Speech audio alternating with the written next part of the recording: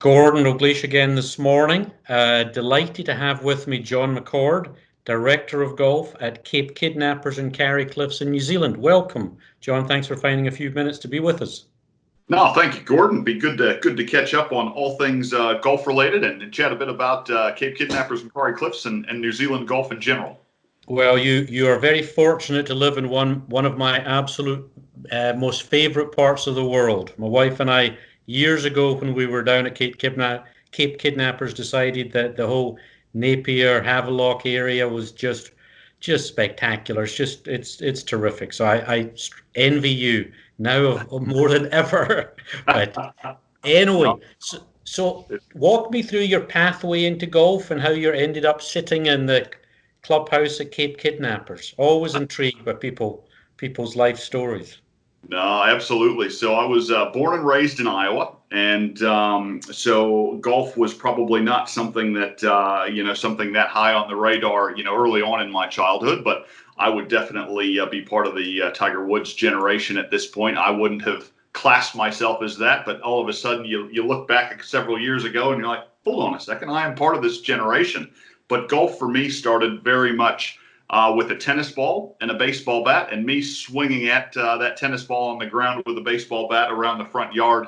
And Mom poked her head out one day and says, "Can I get you some golf clubs? Would that make things just a bit easier?" I said, "Oh, that'd be spectacular." And so, needless to say, we head down to a garage sale or two or three and get this hodgepodge collection of Ram and Wilson and all those clubs that people would have used back in the late 80s, early 90s. One of the old leather bags that was sort of half torn and zippers were broken. And so that's how I got my start. But that was at the age of 12. So, must have been in, the mid 90s. So 96, 97, right in that neck of the woods.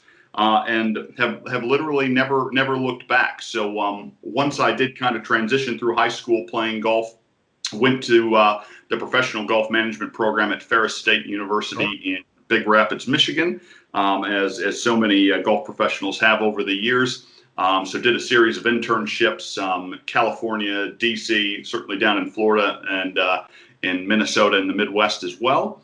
And of course, being in Minnesota after graduation, of course, that meant I needed to bounce back and forth between Minnesota and the Deep South, because Minnesota is no place for a golf professional in the months of December, January, February, and March. So did that for a few years, and really wanted to find a year-round job in golf. So you live that nomadic assistant lifestyle for a while. It's great. You're chasing the good weather, etc. But really wanted to find a place to just call home for a bit.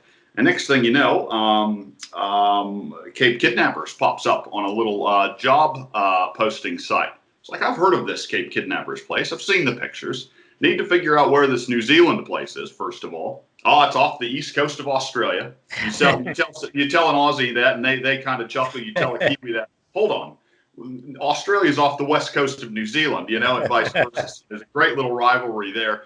But needless to say, came down here 3 months later, had the job, and here we are 8.5, almost 9 years later, and have kind of proceeded nicely through the organization at Kauri Cliffs and Cape Kidnappers. So came down as the first assistant, was then head professional at Cape Kidnappers for a while, and now oversee both properties here in New Zealand. So yeah, a pretty neat little story, but a little farm town in Iowa, and here we are, Hawke's Bay, New Zealand. Like you said, Gordon, one of the most special spots in the world.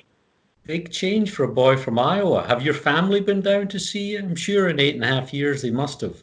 Yes, they've been out a couple of times, and it only takes one visit from people to go, why has it taken me so long to visit this country? And yes, it is a long trip, from wherever you're flying from. For most people are coming from the Northern Hemisphere, whether that be North America, Asia, Europe, etc.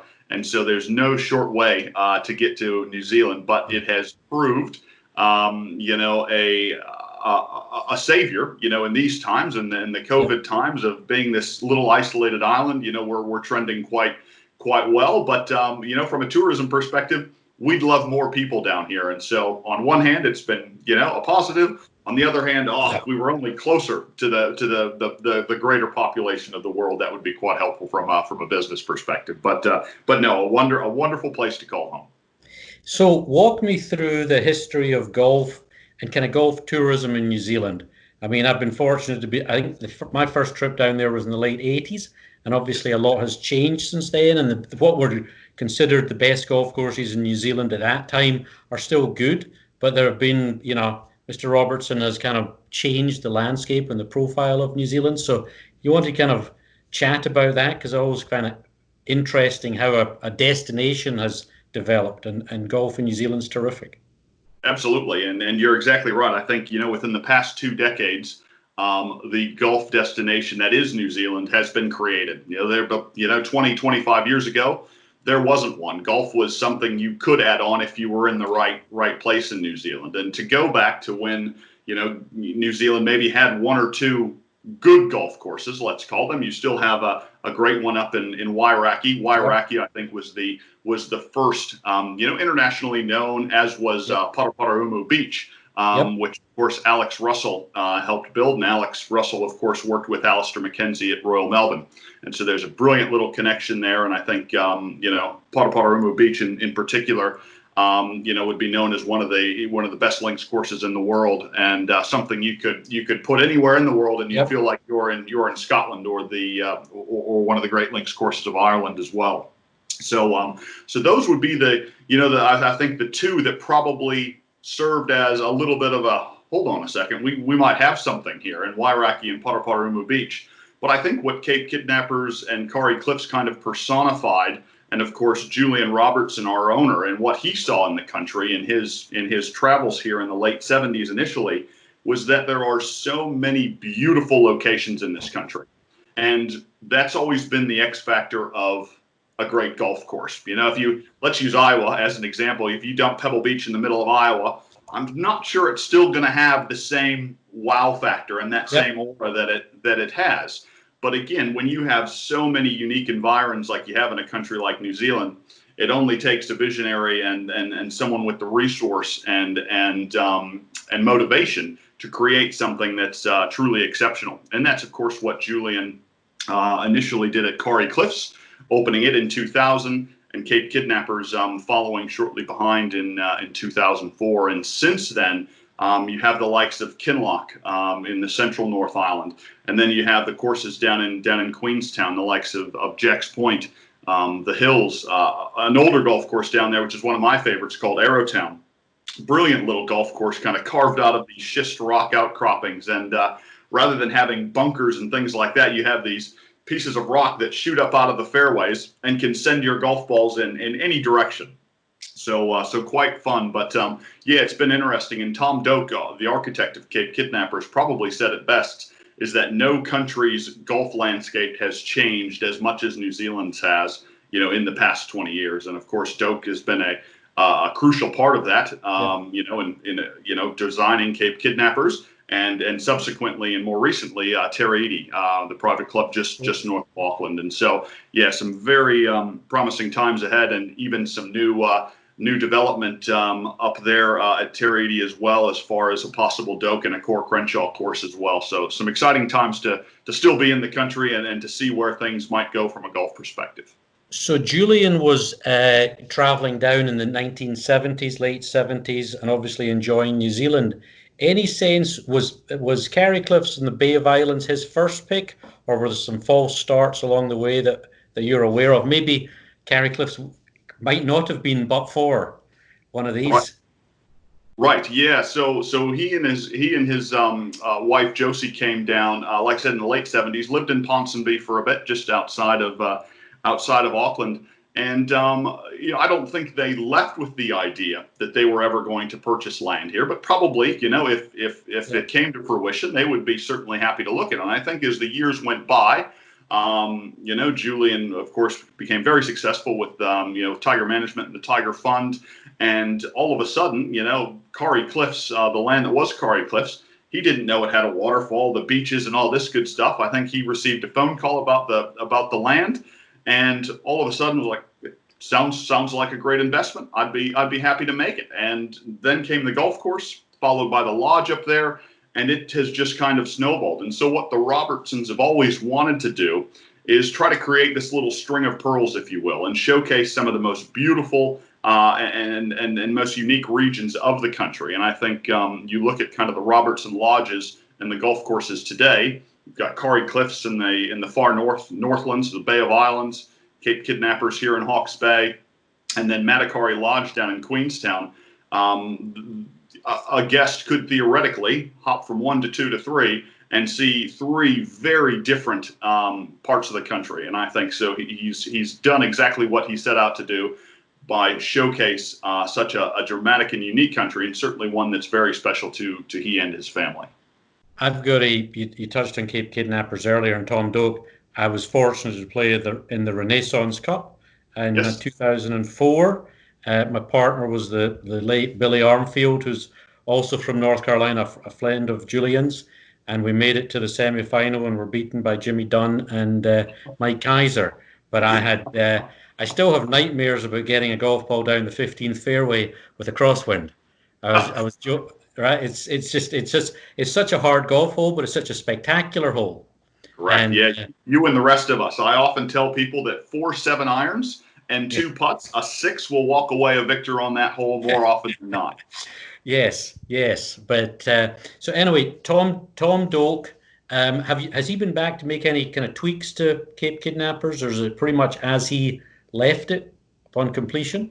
Very, very much as he left it. Yes. So, 2 or 3 years ago, we embarked on a little bit of a mission to shorten the golf course a little bit, because of course, if you look at kind of our market from an international traveling perspective, there were a lot of older, let's say 50 plus, that didn't need the championship length golf course that we saw become so popular in the late 90s and certainly early 2000s. We wanted it to be fun and enjoyable, so that when you walked off the 18th, let's do that again, not go, I did it, I'm exhausted, but yeah, once was enough. And so we've added about 12 new forward tees, which has allowed us to just push a lot of the tee boxes forward and allows for the incredible winds and weather events we can get. And as you know, Gordon, visiting, it's an incredibly exposed piece of property, but because it is so exposed, the views are just incredible. So on a good day, as good of an experience as you're ever going to have.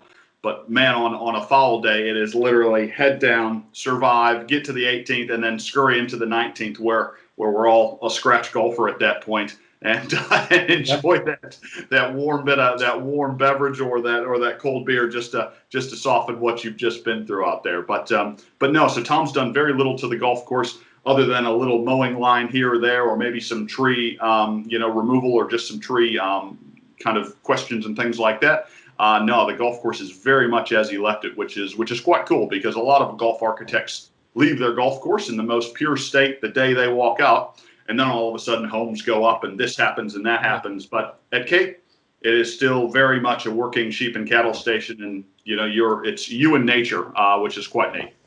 And one of the great things about all of Julian's properties is just how superbly well done the hardscape is.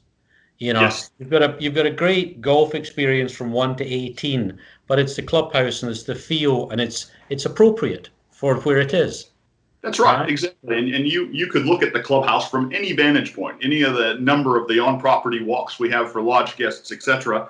And you'll look at the clubhouse and go, that just looks like it could have been an old shearer's quarters or an old wool shed. And that's exactly what we wanted. We didn't want this big, cumbersome, White House-looking big Palisade building out there, because it would stick out like a sore thumb, but just something that looks humble. But the moment you walk into it, it does have that feeling of comfort and that feeling of almost welcome home. Relax for the day, you remember for the day, and enjoy your time. But no, everything is impeccably well done, from the lodge to the clubhouse. Like I said, to the overall feeling and the fixtures out on the golf course as well.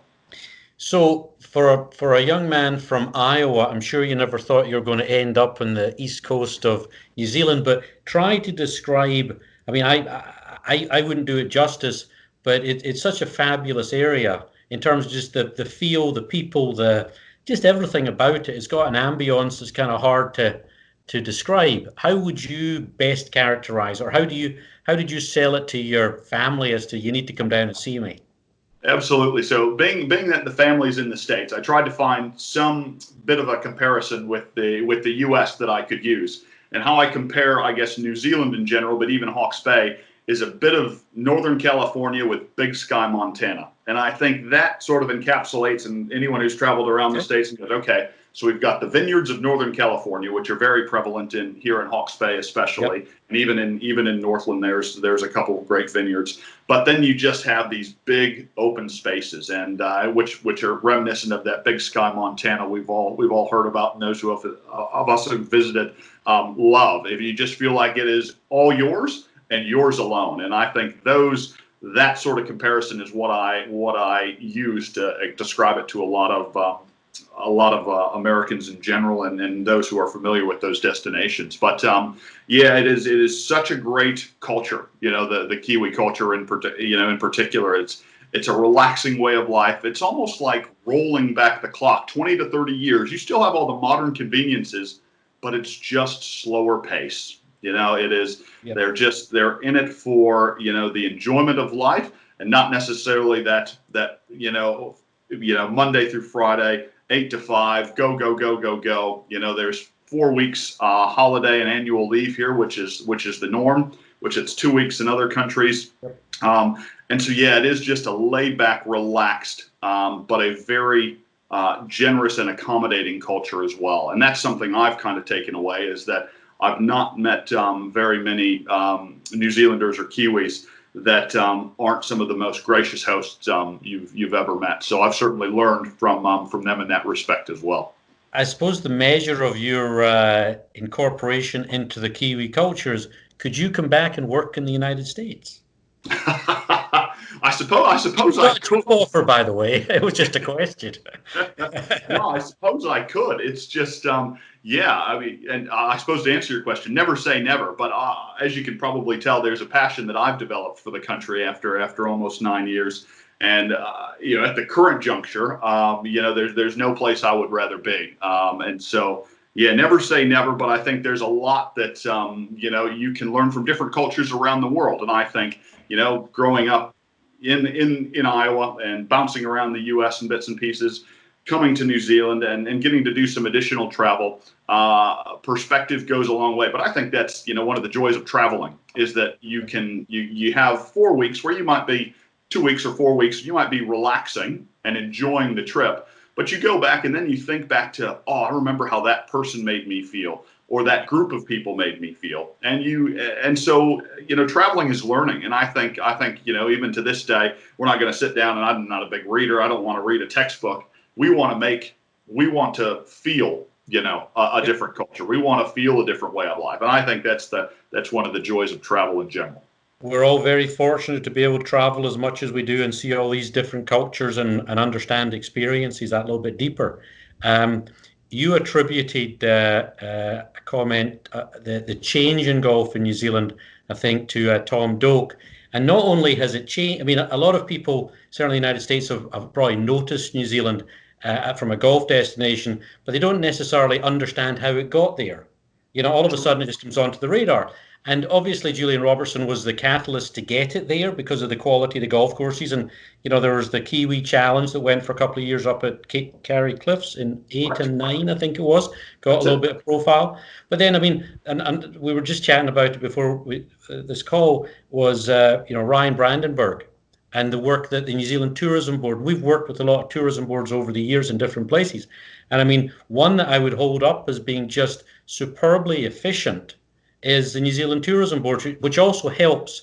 And going back to that golfer, in the United States, all of a sudden they're aware of New Zealand. They're not sure why they're aware of it, but it's all that work that goes in behind the scenes that I'm sure you're involved with. And there's a lot of players involved, and it takes a lot of activity to get that profile. Can you kind of speak to some of your experiences there?